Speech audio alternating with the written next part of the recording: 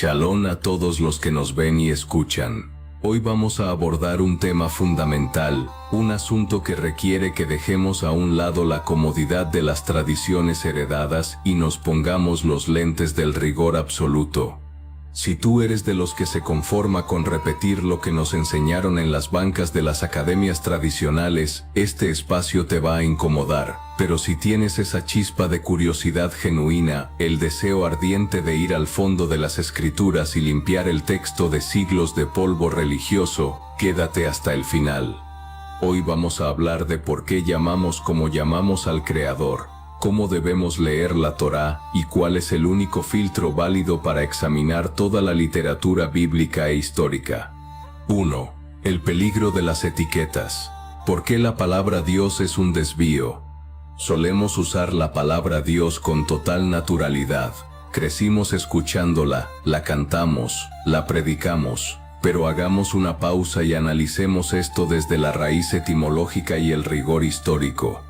La palabra Dios en español no viene de las lenguas bíblicas, desciende directamente del latín Deus, que a su vez está emparentado con la raíz indoeuropea, vinculada al brillo del cielo. De esa misma raíz surge el nominativo griego Zeus y su genitivo Dios, delta iota omicron sigma, que significa de Zeus.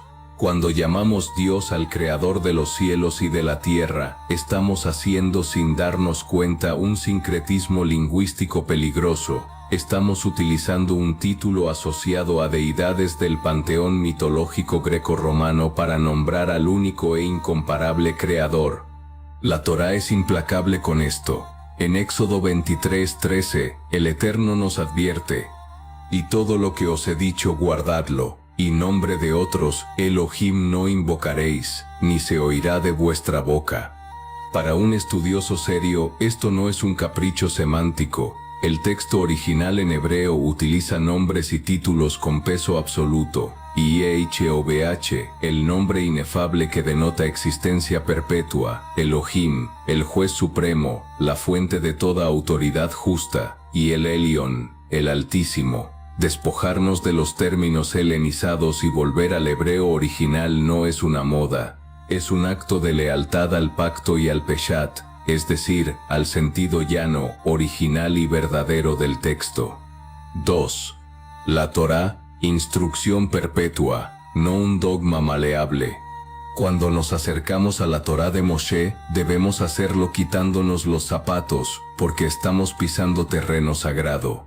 Lamentablemente, la teología occidental ha tratado a la Torá como un código caduco, un conjunto de leyes superadas o un dogma maleable que se adapta a las modas culturales de cada siglo. Eso es un grave error exegético. La palabra Torá no significa ley en el sentido punitivo o legalista occidental. Proviene de la raíz yara, que significa instrucción, enseñanza o apuntar al blanco. Es el manual de vida diseñado por el arquitecto del universo para el bienestar físico, moral y espiritual del ser humano. No es negociable. No cambia con los tiempos. No necesita reinterpretaciones místicas tardías ni parches filosóficos griegos que desvíen el foco de la observancia del pacto.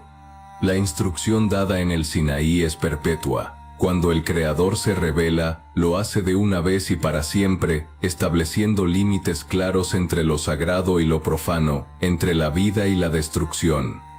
3. El filtro estricto. ¿Cómo evaluamos los textos antiguos y apócrifos? Aquí es donde muchos curiosos de la historia bíblica tropiezan. Existen numerosos escritos antiguos, como libros intertestamentarios, apócrifos o pseudoepígrafes, por ejemplo, el libro de Enoc, los jubileos, los manuscritos del Mar Muerto, entre otros, que ofrecen un trasfondo histórico fascinante.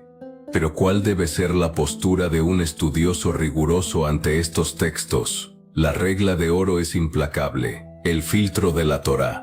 Cualquier escrito antiguo que contradiga, añada, anulando o distorsione los límites establecidos en la Torá de Moshe queda descartado de inmediato.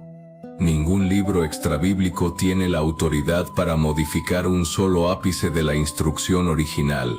Si un texto histórico o narrativo guarda perfecta armonía con el diseño original, exalta la justicia de Yahweh y confirma la soberanía de su palabra, podemos utilizarlo como literatura complementaria o de valor histórico.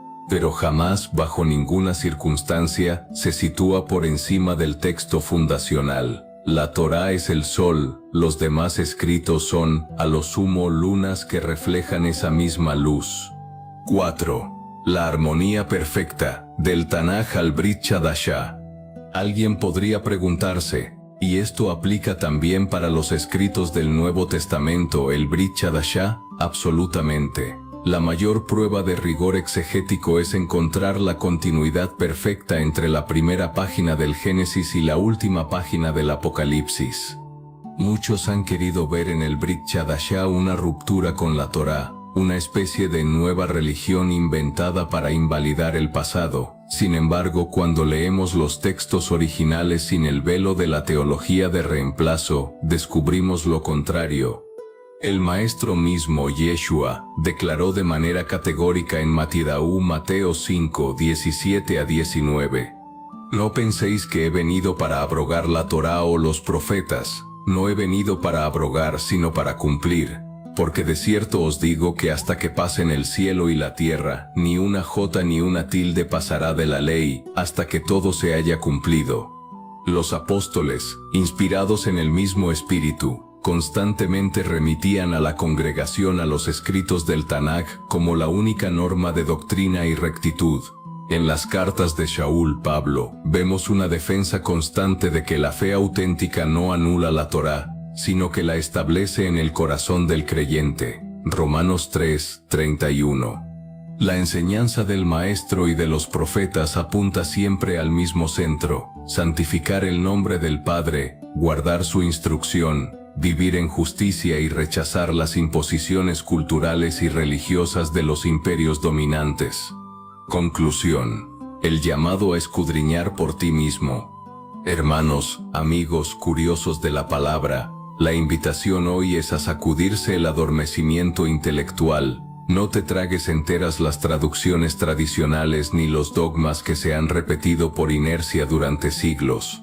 Vuelve al texto fuente, investiga las raíces hebreas, analiza el Peshat, pon a prueba cada enseñanza bajo el filtro inquebrantable de la Torá, y descubre cómo todo el canon bíblico desde el principio hasta el final canta en perfecta armonía cuando nos quitamos los lentes paganos y nos ponemos los lentes del diseño original.